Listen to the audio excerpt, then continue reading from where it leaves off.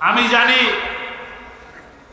28শে ফেব্রুয়ারিতে আল্লামা সাঈদীর বিরুদ্ধে যে রায় হলো, ফাঁসির রায়, এই ফাঁসির রায়ের প্রতিবাদ করতে গিয়ে আমার এই প্রিয় সাতক্ষীরাবাসী অনেক মা বোন ভাইয়েরা জীবন দিয়েছেন। আল্লাহ তাআলা তাদের এই জীবনকে শাহাদাতের মর্যাদা দান করুন। তারা কেউই আল্লামা সাঈদীর আত্মীয় হন না, তারা কেউই আল্লামা সাঈদীর আত্মীয় হন না। আপনারা কি আমার আত্মীয়? কেন জীবন দিলেন? কোরআনের জন্য জীবন দিছেন, এবং কোরআনের জন্য যে জায়গা থেকে জীবন দেওয়া হয়, রক্ত দেওয়া হয়, ওই জমিনে কোরআনের আইন বাস্তবায়ন হবে ইনশাআল্লাহ। তোমরা নির্যাতন করো, বেছে বেছে দাড়িওয়ালা টুপিওয়ালা দেখে দেখে নির্যাতন করো। 5ই মেতে 2013 সালে আলেম ওলামাদেরকে পাখির মতন গুলি করে মেরে ফেলো। 28শে অক্টোবরে বাইতুল মোকাররমের সামনে লগি বৈঠা দিয়ে হত্যা করো, আর কোরআনের আওয়াজকে স্তব্ধ করতে চাও, কোনদিনও পারবে না। আমরা নীরব হব না, নিস্তব্ধ হব না, নিথর হব না, ততক্ষণ না পর্যন্ত কোরআনের আইন বাস্তবায়ন না হবে। আমরা শ্রদ্ধা ভরে স্মরণ করি আমাদের সেই সমস্ত ভাইয়েরা, যে ভাইয়েরা 5ই আগস্ট পর্যন্ত বৈষম্যমূলক ছাত্র আন্দোলনে জীবন দিয়েছেন। তাদের জন্য দোয়া করি, আল্লাহ তাআলা তাদেরকে শাহাদাতের মর্যাদা দান করুন। তাদের ওই জীবন দেওয়ার কারণে আজকে আমরা এই সুন্দর পরিবেশ পেয়েছি। সারা জীবন তাদেরকে স্মরণ করব ইনশাআল্লাহ। তাদের ওই জীবন দেওয়ার কারণে আজকে এক শ্রেণীর মানুষ ক্ষমতায় এসছে, জনগণের দাবির মুখে এসছে।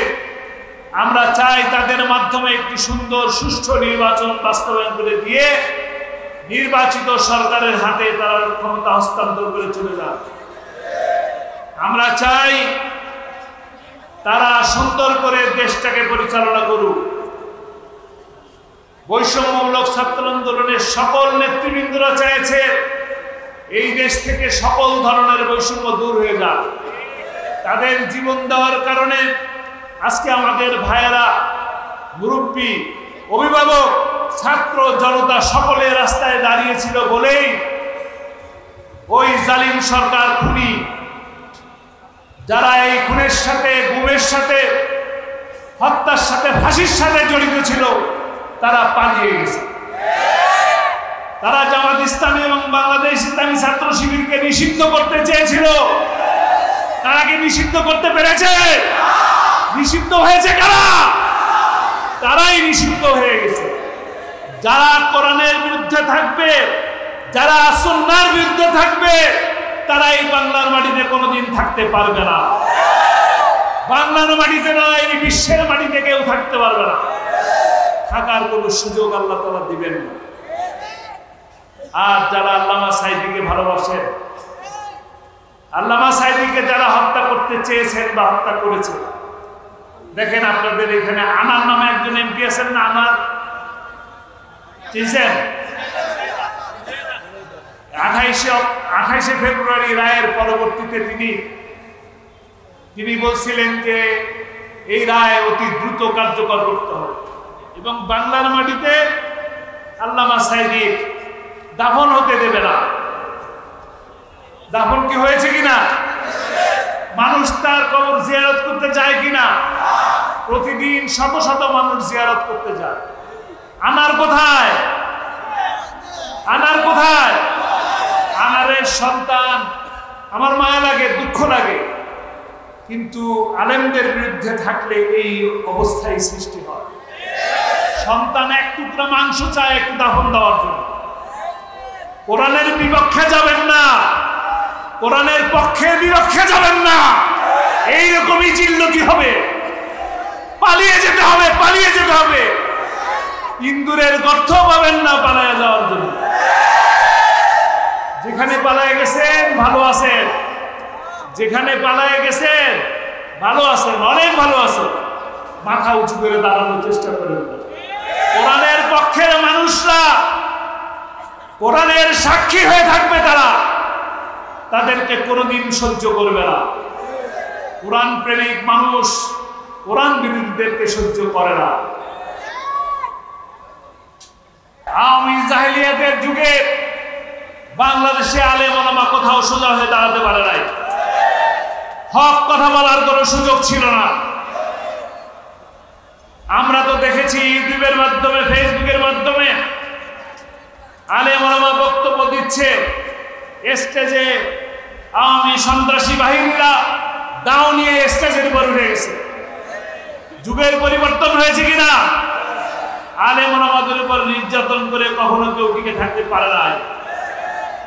আলেম ওলামাদেরকে নির্যাতন করে যারা কোরআনের কথা বলে, কোরআনের শাসন প্রতিষ্ঠা করতে চায়, তাদেরকে একে একে ধরে নিয়ে যায়, গ্রেফতার করে জেলের মধ্যে ঢুকায় রাখা হয়েছে। দিনের পর দিন তাদেরকে রিমান্ডে নিয়ে নির্যাতন করা হয়েছে। আপনারা জানেন, আপনাদের প্রিয় মুফাসসির, কোরআনের পাখি শহীদ আল্লামা দেলোয়ার হোসেন সাইদি রাহিমাহুল্লাহকে 2010 সালের 29 জুন গ্রেফতার করা হয়। তাকে গ্রেফতার করে টানা 39 দিন তাকে রিমান্ডে নেওয়া হয়েছে। 39টা দিন রিমান্ডে নিয়ে তাকে নির্যাতন করা হয়েছে। মানসিক নির্যাতন। মানসিক নির্যাতন কিরকম?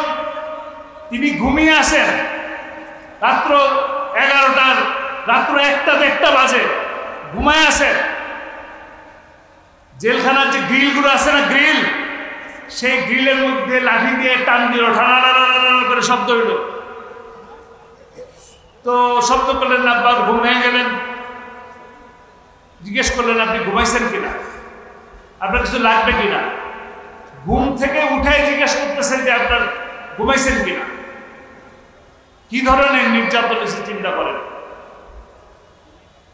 অপরাধ কি ছিল? আপনাদের মাঝে এই কোরআনের দাওয়াত দেওয়া। অপরাধ ছিল কোরআনের কথা বলা।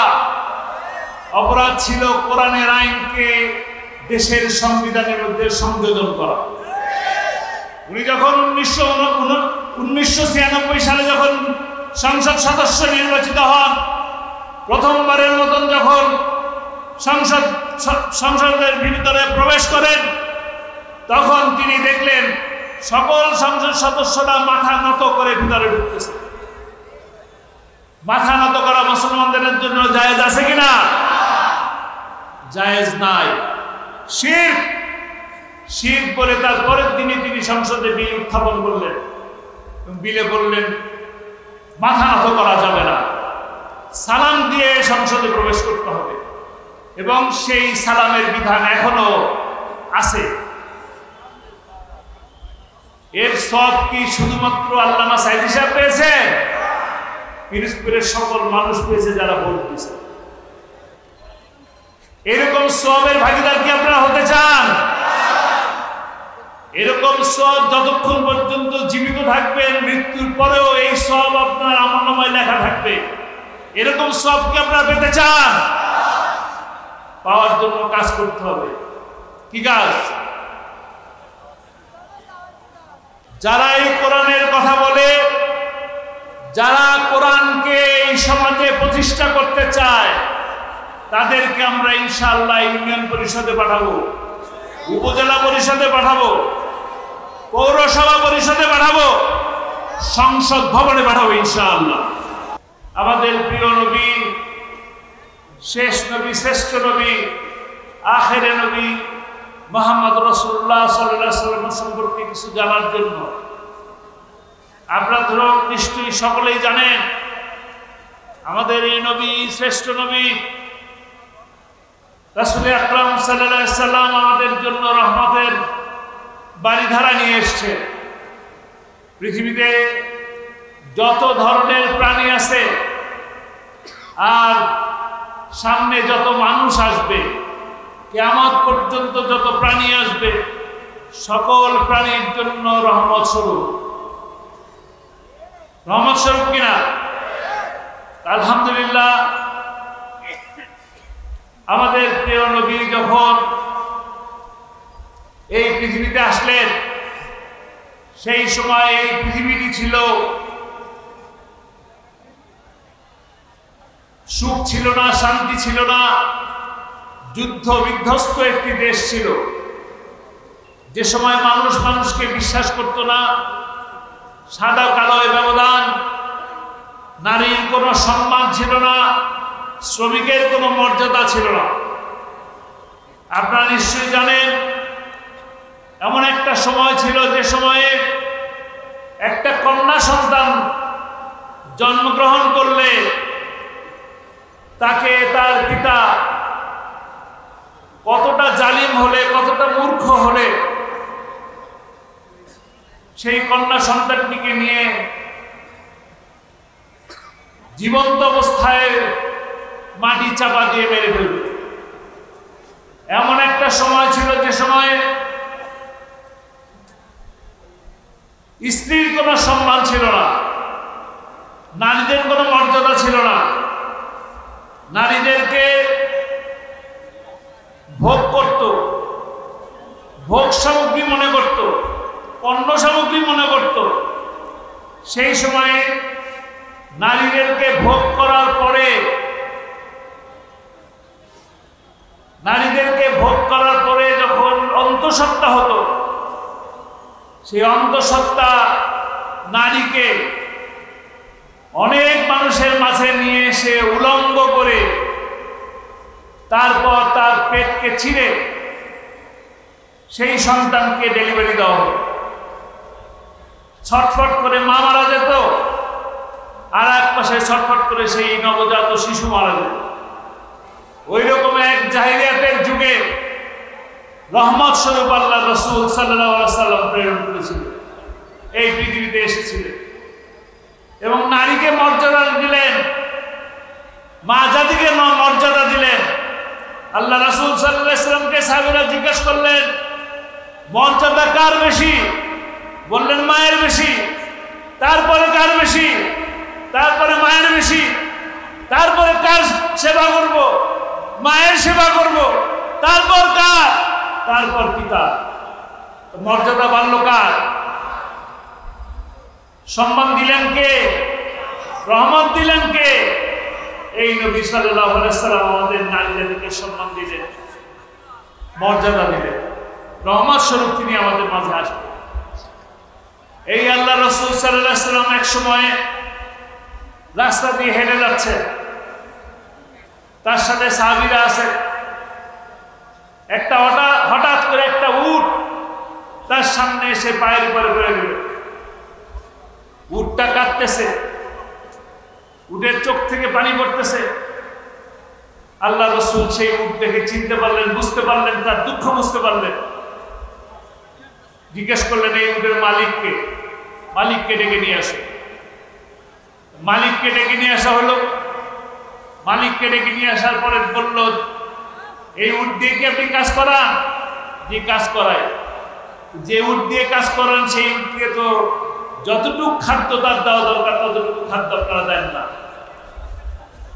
আজকে যদি আপনি একে সেই পরিমাণ খাদ্য না দেন তাহলে আপনার জীবনের আমল সবকিছু বরবাদ হয়ে গেল। এই উটের জন্য রহমত হিসেবে কি রাসূল সাল্লাল্লাহু আলাইহি ওয়াসাল্লাম আসছেন কিনা? রাসূল সাল্লাল্লাহু আলাইহি ওয়াসাল্লাম এই প্রাণীর জন্য রহমত হিসেবে আসছেন। একই রূপে বলতে গেলে তিনি বললেন, একটা গাছের পাতাও ছেঁড়া যাবে না। গাছের পাতা ছিঁড়লে গুনার সীমা থাকবে না, গাছ লাগাও। গাছের জন্য রহমত কে আনলেন? নবী করিম সাল্লাল্লাহু আলাইহি ওয়াসাল্লাম রহমত হিসেবে আসলেন। আজকে আমাদের দেশে ওই যে জাহিলিয়াতের যুগ ছিল, আয়ামি জাহিলিয়াত, সেই একই রকম ভাবে বাংলাদেশেও কিন্তু আওয়ামী জাহিলিয়াত গেছে কিনা? আজকের এই দিনের জন্য কি আপনারা খুশি কিনা? ভালো লাগতেছে কিনা? এরকম দিন আপনারা আরো চান কিনা? আপনারা আল্লামা সাঈদীকে ভালোবাসেন কিনা? আল্লামা সাঈদীকে ভালোবাসেন? আল্লামা সাঈদীকে যারা ভালোবাসেন যারা আল্লামা সাঈদীর সাথে সঙ্গী ছিলেন তাদের সাথে তাদেরকে ভালোবাসবেন কিনা? আল্লামা সাঈদীর সঙ্গী ছিলেন কে? আল্লামা সাঈদীর সঙ্গী ছিলেন কে? ইনশাআল্লাহ আপনাদের সামনে একটা সুবর্ণ সুযোগ আসবে। এই বিজয় না, এই বিজয় কি বিজয়? সামনে আমাদের কাঙ্ক্ষিত একটা বিজয় আছে। আমাদের সেই কাঙ্ক্ষিত বিজয় অর্জন করার জন্য আমাদেরকে সার্বক্ষণিকভাবে কার সাথে থাকতে হবে? কোরআনের সাথে থাকতে হবে, সুন্নাহর সাথে থাকতে হবে। যে নবী করিম সাল্লাল্লাহু আলাইহি সাল্লাম আমাদের জন্য রহমত স্বরূপ আসলো, সেই নবী করিম সাল্লাল্লাহু আলাইহি সাল্লামের সেই রহমত আমরা গ্রহণ করতে পারতেছি না। সেই রহমত আমাদের উপরে আসতেছে না। কারণ কি? কারণ হলো রহমত এসেছিল কোরআনের জন্য। সেই কোরআনকে আমরা বুঝতেছি না, মানতেছি না, দেখতেছি না, পড়তেছি না, বোঝার চেষ্টা করতেছি না। আসেন আমরা সেই কোরআনকে বোঝার জন্য চেষ্টা করি, কোরআনকে পড়ার জন্য চেষ্টা করি, কোরআনকে মানার জন্য চেষ্টা করি। সেই দিনই আপনি এই ইহকালীন জীবনে সফল হবেন, সেই দিনই আপনি আখিরাতের জীবনেও সফল হবেন। আজকে ওই দুনিয়াতে আপনি সম্মানিত হবেন। আজকে আপনি আল্লামা সাঈদীকে, মাওলানা মতিউর রহমান নিজামীকে, আলী হাসান মোহাম্মদ মুজাহিদকে যেভাবে ভালোবাসেন, ওই একই রকম আপনিও এই ভালোবাসা পেতে পারেন যদি আপনি এই কোরআনকে ধারণ করেন। আপনি যদি কোরআনকে ধারণ করেন তবে এই দুনিয়াতেই সম্মানিত হবেন, একই রূপে মৃত্যুর পরে আখিরাতে বিচারের দিনে আল্লাহ তাআলা আপনাকে একইভাবে সম্মানিত করবে। এটা আল্লাহর ওয়াদা, আমার কথা না, এটা আল্লাহর ওয়াদা। যিনি কোরআনকে ধারণ করবেন, যিনি কোরআনকে মানবেন, যিনি কোরআনের জন্য ছুটবেন, যিনি কোরআনের জন্য ঘাম ঝরাবেন, যিনি কোরআনের জন্য জীবন দিলেন, তিনি সম্মানিত হবেন ইনশাআল্লাহ। আল্লাহ তাআলা কি বলেন? ওয়ালা তাকুলু লামা ইউক্তালু ফি সাবিলিল্লাহি আমওয়াত বাল আহইয়া ওয়ালাকিন লা তাশউরুন। আল্লাহর পথে যারা জীবন দিলেন তাদেরকে তোমরা মৃত বলো। যারা ফাঁসি দিয়ে যারা জীবন দিলেন তারা কি মৃত? মৃত না, তারা সকলেই নিরপরাধ ছিলেন। তাদের জন্য দোয়া করবেন, আল্লাহ তাআলা যেন তাদেরকে জান্নাত নসিব করেন। আর আমাদেরকে একইভাবে কোরআনের পক্ষে থাকার তৌফিক আল্লাহ তাআলা দান করুন। আমি যা বললাম তা আমি যেন আমল করতে পারি, সেই তৌফিক আল্লাহ তাআলা দান করুন। আর আপনারা যারা শুনলেন তারাও যেন একইভাবে কোরআনের পক্ষে থাকতে পারেন, সেই তৌফিক দান করুন। আমা তৌফিক ইল্লা বিল্লাহ। আসসালামু আলাইকুম ওয়া রাহমাতুল্লাহ। আপনারা কেউ যাবেন না, বসবেন। আপনারা কেউ যাবেন না, মেহেরবানি করে আপনারা কেউ যাবেন না, আপনারা বসেন প্লিজ। আসসালামু আলাইকুম ওয়া রাহমাতুল্লাহ।